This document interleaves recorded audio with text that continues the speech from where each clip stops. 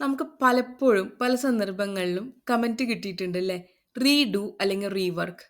അത് സ്കൂളിൽ പഠിക്കുമ്പോഴാണ് കൂടുതലായിട്ട് നമുക്ക് കേട്ടേക്കണേ. ടീച്ചേഴ്സ് നോട്ടിൽ ഇങ്ങനെ എഴുതി വിടും redo, otherwise rework or try it again എന്നുള്ളത്. മാത്സ് പ്രോബ്ലം ചെയ്യുമ്പോഴൊക്കെ റീഡു കിട്ടാറുണ്ട്. ചിലപ്പോൾ നമ്മൾ ചെയ്തു വന്ന വഴി ശരിയാവില്ല. അപ്പോൾ ചില സന്ദർഭങ്ങളിൽ നമുക്ക് നമ്മുടെ ലൈഫിലും ഈ റീഡു എന്നുള്ള കാര്യം ഉപയോഗിക്കേണ്ടി വരും. റീഡു ബട്ടൺ പ്രസ് ചെയ്യേണ്ടി വരും. ചില സന്ദർഭങ്ങളിൽ വീണ്ടും ചെയ്യുക എന്നുള്ളതല്ലാണ്ട് വേറെ ഒരു മാർഗ്ഗം ഉണ്ടാവില്ല. Because we are doing some mistake and we are not getting the success we want. നമുക്ക് വേണ്ട സക്സസ്, നമുക്ക് വേണ്ട വിജയം നമുക്ക് കിട്ടുന്നില്ല.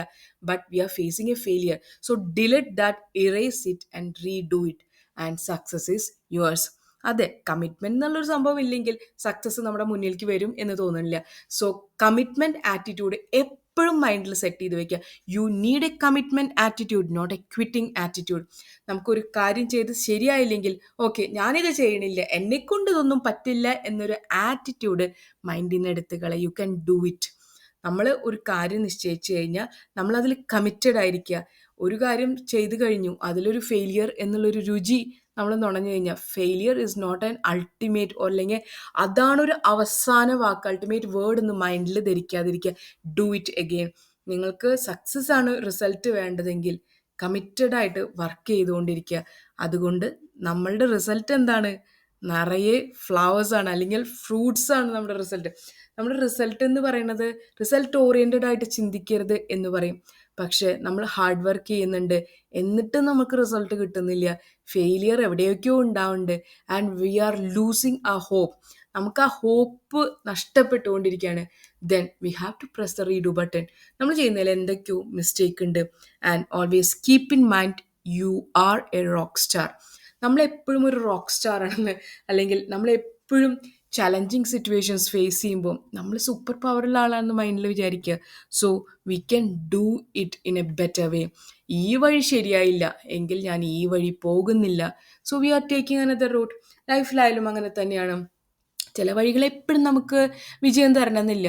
സോ വിജയം തരുന്ന വഴികൾ ഏതാണെന്ന് തേടി കണ്ടുപിടിക്കേണ്ടത് നമ്മളുടെയും കൂടിയും ആവശ്യമാണ്. ഇടയ്ക്കൊക്കെ ഇൻസ്പിറേഷൻ മോട്ടിവേഷനൊക്കെ തകർന്ന് തരിപ്പണമാകുമ്പോൾ, ബിക്കോസ് ഇൻസ്പിറേഷൻ എന്ന് പറയുന്നത് ഒരു പെരിഷബിൾ ആയിട്ടുള്ള സംഭവമായിട്ട് എനിക്ക് ഇപ്പോഴൊക്കെ തോന്നുന്നുണ്ട് കേട്ടോ. എപ്പോഴും ഇൻസ്പിറേഷനും മോട്ടിവേഷനും മറ്റുള്ളവരുടെ വാക്കുകളൊന്നും നമ്മളെ താങ്ങി നിർത്തില്ല.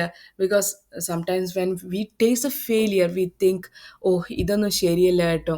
അതെ, ഇതൊന്നും ശരിയല്ലെങ്കിൽ മാറ്റി പിടിക്കുക. Do it again. നമ്മളൊരു ആർക്കിടെക്റ്റ് പ്ലാൻ വരയ്ക്കുമ്പോൾ ശ്രദ്ധിച്ചിട്ടില്ലേ, ആളുടെ പ്ലാൻസിൽ ചിലപ്പോൾ ചില സ്ഥലത്ത് ഫിറ്റ് ആവുന്നില്ല. So he is changing his plan in a better way for his clients. അയാളുടെ ക്ലയൻറ്റിന് വേണ്ടി അയാളുടെ പ്ലാൻസ് മാറ്റി വരയ്ക്കുന്നു. സോ ഡൂയിങ് ഇറ്റ് എഗെയിൻ അല്ലെങ്കിൽ റീവർക്കിംഗ് എന്നുള്ളത് ഒരു മോശം കാര്യമൊന്നുമല്ല.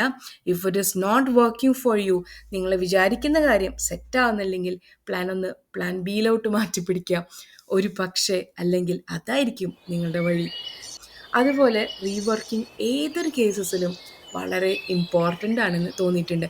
ഇപ്പോൾ മനസ്സിലായ നമ്മുടെ ടീച്ചേഴ്സൊക്കെ എന്തുകൊണ്ടാണ് റീഡു അല്ലെങ്കിൽ റീവർക്ക് എന്നൊക്കെ നമുക്ക് എഴുതി തരാറുണ്ട്. അപ്പോൾ ലൈഫിലും ഇതൊക്കെ ഉപയോഗിക്കാവുന്നതാണ് കേട്ടോ. Thank you for listening to me.